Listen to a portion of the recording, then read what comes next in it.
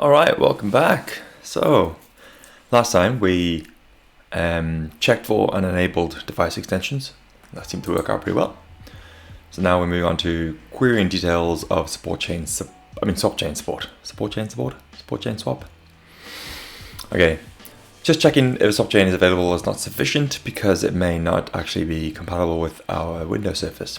Fair enough. Creating a swap chain also involves a lot more settings than instance and device creation, so we need to query for some more details before we're able to proceed. There are basically three kinds of properties that we need to check: basic surface, surface formats, and available presentation modes. Alright, so basic surface capabilities are min-max number of images in swap chain, min-max width and height of images. Okay, similar to FileQ families, we'll use a struct to pass these details around, and once they've been queried. The three aforementioned types are properties come in the form of the following structs and lists of structs. So we create a new struct called swap chain support details. Then it contains a VK surface capabilities and a list of formats and a list of present modes. Okay, so I'm just going to copy that and then DC++erize it. Also wait for my keyboard to reconnect. There you go. Okie dokie. So type def and this is the name we're going with. So let's make it usable without the word without the word struct. We don't have vectors. We just have pointers to the first elements of arrays, and that should be fine. All right. We'll now cover the new function. We'll now create a new function that will populate this struct. And it returns the struct and takes in a device. Okay, let's do a function prototype somewhere down here, perhaps. This looks like a pretty good candidate. It returns swap chain, support details. This is the name. It takes in a VK physical device. So I'm already thinking that I know where we're going to be calling it.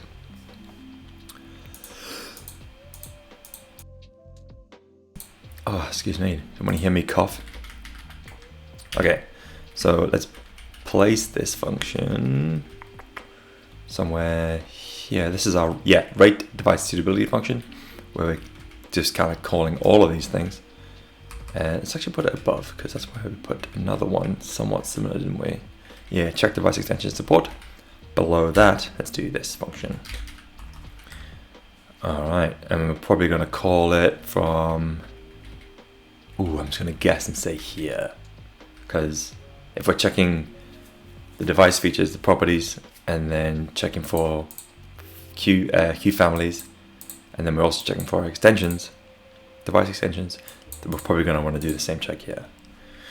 Okay, but let's not get ahead of ourselves. Right. This section covers how to query the struct that include information. Structs that include information. Okay.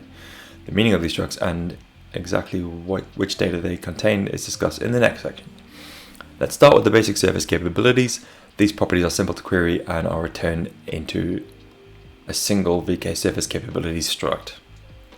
Fantastic. Here's the function. Not sure what happened there. It takes the surface, the details, the device, the surface, which we don't have access to in this function. Alright, we have to pass that in. And the details capabilities struct. So let's create the swap chain details. But I'd initialize it. That's not even a word. And then we're going to return that. Oops. Okay, so we call this function, we pass in our device and a surface, which we need to get from somewhere. Details dot capabilities. Alright. What surface is that? Is that a VK surface? Yes, it must be. And we don't have it though. But we do in this function, which is going to be the function that calls this query swap chain support. All right, that's great. So then we can just pass it in directly from there. So let's get up here, fix our function prototype so it has the correct input. Go back to the function and let's do it. This function takes the specified VK physical device, the VK Surface KHR, yes, that's what we thought it would, the Windows service into account when determining the supported capabilities. All of the support querying functions have these two as first parameters because they are the core components of a swap chain. The next step is about querying the support surface formats. All right, because this is a list of structs, it follows the familiar ritual of two function calls. All right, we are well familiar with this now. First one is physical device surface formats. So we need to, excuse me, create a U32 of the count, format count, and then we pass that to this function along with the device, the surface. As mentioned, it's the first two arguments, format count and a null, which will then become the array that we create. If I spell things right, it usually works better. Now they're doing this. This is a bit different. If the format count doesn't equal 0, then we details formats resize. Oh, okay, because they're using vectors, because it's C++, it looks like the vector struct, or whatever you call it, data type, has a resize method, which can, as the name suggests, change the size of the array, or the vector. We don't have that in C++ and C, so what are we gonna do? Oh, we can just not create that until we need it. So if that doesn't equal 0, yeah, let's just not create the formats array until we know the size that it needs to be. Okay. I'll get the type in a second, but formats is going to be of that particular size. Yeah. What is the type of format? It is a VK Surface format. Okay. So we've got one of these. We're going to use it in the second call to this function and pass it in as such. Oh, but first we put it into the detail struct we initialized earlier.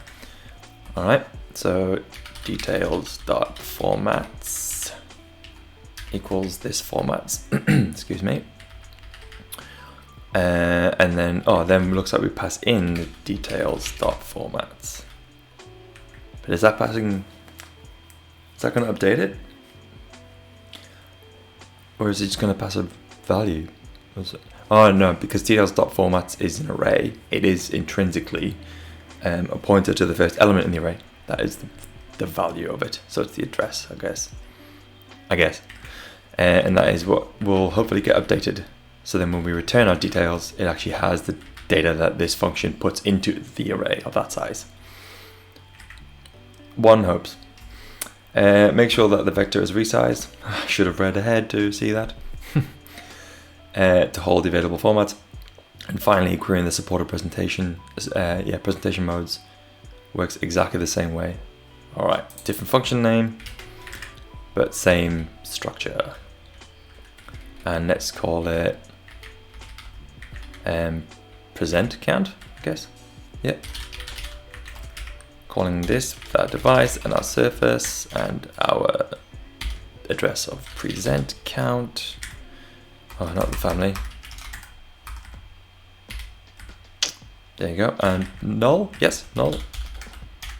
And then we'll do this same structure again, but with this data to say, if the present count does not equal 0, then create an array of present modes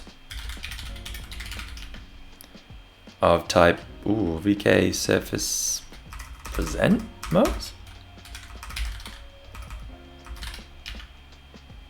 Oh, I don't know. I have to go over here. Oh, it is VK present modes, but not surface. Great.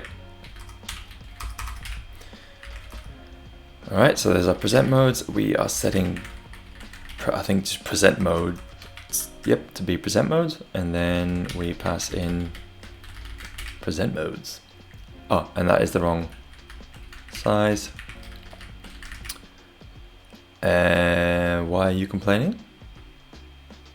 Passing argument for... What's the problem there? Oh, we've got the wrong function name. We're calling the wrong function. That's why. There you go. Alright. That looks good. Let's just quickly compile that. Oh, we're not really calling it, but let's compile it anyway. Come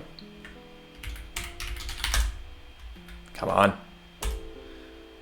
Well, we do have some sort of problems. Present modes.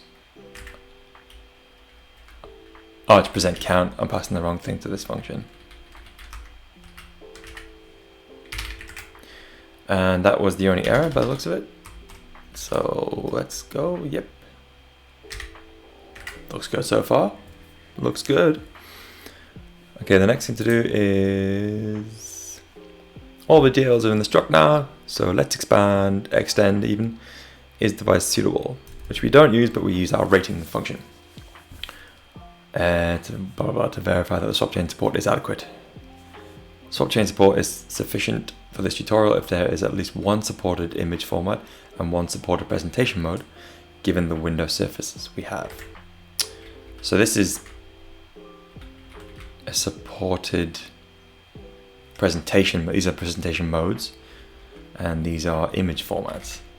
We probably should have called those image formats, although the struct name, what is the struct name? Surface format.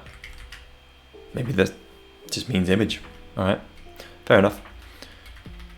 Let's call this function from this function, the rate device suitability function. Let's do it below here, and it returns something. What does it return? Stop doing that, man. Returns this. Okay, it returns our struct, and we're going to call it, what are they calling it? Swap chain adequate. Interesting choice of names. They're calling it extension supported. Didn't we do that here? Oh, they're not calling it that. They're calling it swap chain adequate. Right, no, they're not. They're calling it just swap chain support. Okay. All right. Swap chain support equals the response of that function. We don't need to pass in the type or the surface type. All right. So our check is if format is empty and present mode is empty, then swap chain is not adequate. Is that right? I don't know if that is right. Swap chain support is sufficient for this tutorial if there are at least one. Oh, okay, so if it's not empty, so both have to not be empty. Okay, fair enough. We don't have, I'm pretty sure there's no easy way to check if an array is empty or not without doing a loop through the array to figure that one out. So we could put another 2 items on this struct to say like a U32 of format count, and then we could do present mode count, I suppose, as well. U32 present mode count. Loud neighbor, and then when we are creating it, we set the count to be these counts. That's great. So details dot format count equals that format count. But that we should put that outside, because then even if the count is 0, we have the number 0 to play with. So when we do the check, we're not going to hit some weird, like trying to compare null or whatever, because that would be what is classed as uninitialized, I guess. Okay. Same thing here.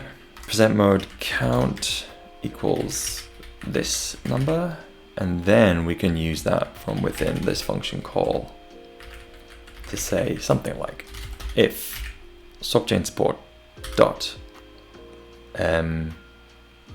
format count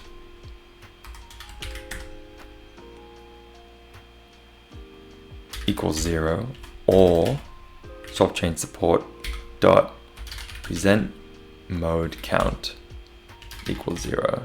So if either of those even happen to be true, then we want to return 0, because our score should be 0 because we haven't got support for what we need. And let's also do this, excuse me, and say swap chain support not supported. Is that the correct terminology? I think we're probably saying it's not adequate. Right, let's go with that. Swap chain support not adequate, or not adequately supported.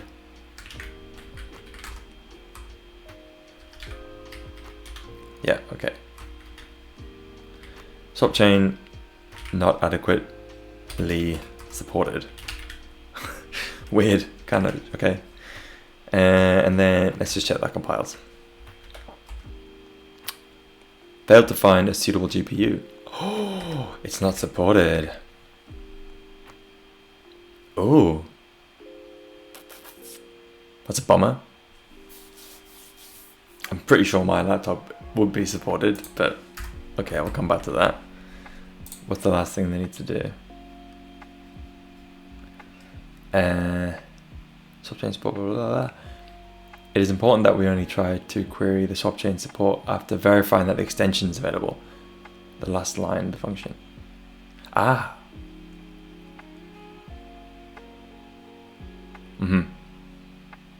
Okay, so we need to check for the extensions first, which we already are. We're checking for the extensions prior to checking for the swapchain support. Okay, so that's fine. But why is the count 0 and present mode 0? Oh, I need to actually update the present mode before I set it. Like this.